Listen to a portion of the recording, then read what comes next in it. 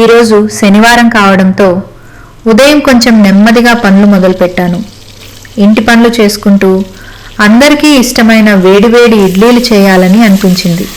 మెత్తగా ఇడ్లీలు చేసి పక్కనే రుచికరమైన సాంబార్ కూడా సిద్ధం చేశాను. వంటింట్లో నుంచి వచ్చిన ఆ మంచి వాసనతో ఇంటంతా ఎంతో ఆహ్లాదంగా అనిపించింది. అందరూ కలిసి కూర్చొని వేడివేడి ఇడ్లీలు సాంబార్తో తింటూ హాయిగా ఉదయాన్ని ఆస్వాదించాం.